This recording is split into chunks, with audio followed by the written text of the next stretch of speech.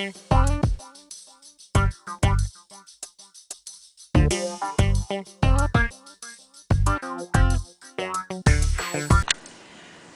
this is Teresa from Dear Creatives, and I wanted to share with you a way that you can make a clipboard decorated as a teacher's gift. And this is a super project because it's easy, uses scrapbook paper, and it's something every teacher can use. For this project, we embellished it with hearts, and I'll show you how to do that. And we decorated the back and also put this cording on it. I'm going to show you how to do that right now.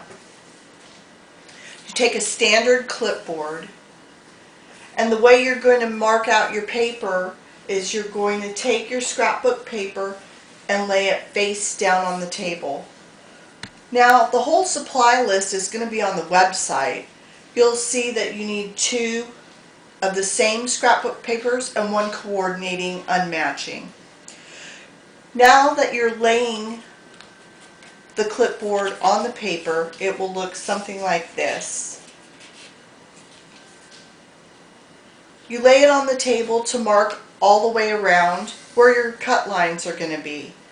And it's not going to go across the entire clipboard, and that's okay because you're going to use the scrap piece to cut the next section. So once the next section is cut, it will look like this. And you just lay it on the back. The second piece that you cut out of the scraps, you do the same way. You would lay the scrap piece down on the table, your clipboard down, and trace that piece just like you did the other and cut it out. So then what you have to glue on are the 2 pieces for the back.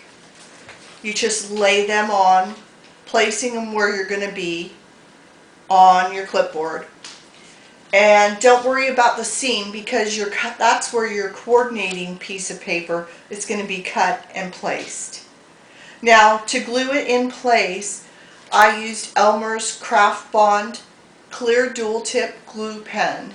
And what I like about this pen is it has 2 different sizes of tips, and I'm going to show you. The fat side tip I used for placing the glue in a crosshatch style over the back of the clipboard and then going all the way around. Once you slip that piece of paper in place, you want to make sure that everything's where you want it to be, and you do have a few minutes to move things around, but get it in place and smooth out that glue from the center to the edges with your hands or a brayer, preferably a brayer if you have one. Once that's dry and in place, you can add your embellishment on with the same glue. Since this one's kind of skinny and you don't want this big tip getting all the glue everywhere, that's where the other side of it comes in handy. Having that nice tip that's little, that you can actually put the glue right on your strip that you're going to place down on your coordinating paper and gluing it in place. Same thing, use your fingers and you're going to set that in place. Once that's done, you're ready to do the front. For the front of it, it's basically the same thing. You're going to lay your papers down, you're going to trace your cutout lines, and you're going to come up with your sheet of paper to cover the front. You're going to find out that you're going to have 2 spaces at the top that you need to cover. You're going to use the same process where you use your extra scrap of paper, and you're just going to lay it down in place and flip the board over, and you will see where it's overhanging. When you lay it on the table, you can trace right around and you'll know where to cut that out. When it's cut out, it'll look something like this. You just take those cutouts and you slip them underneath, right in place at the clipboard. Again, not worrying about any seams, because when you do the embellishing, that's when everything falls into place. Okay, so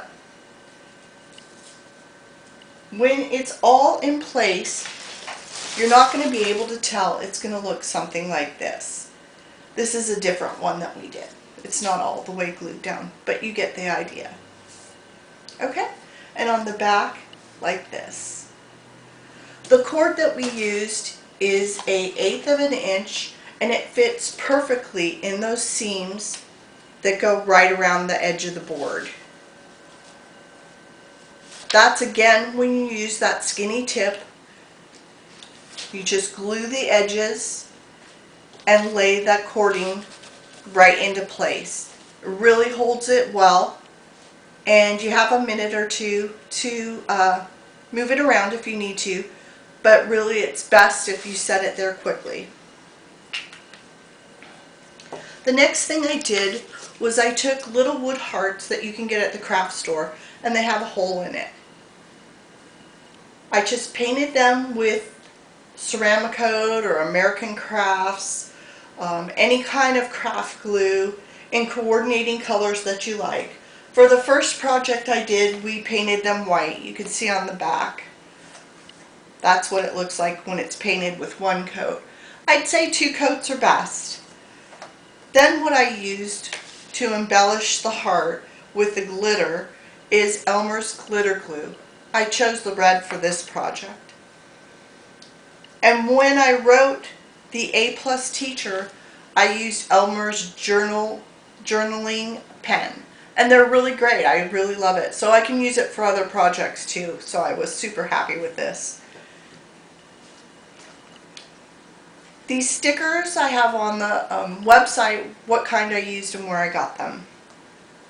Really, it's a simple project, it's economical, and it makes a great teacher's gift. I hope you get a chance to try it. Thanks for viewing this, and I hope you come back again.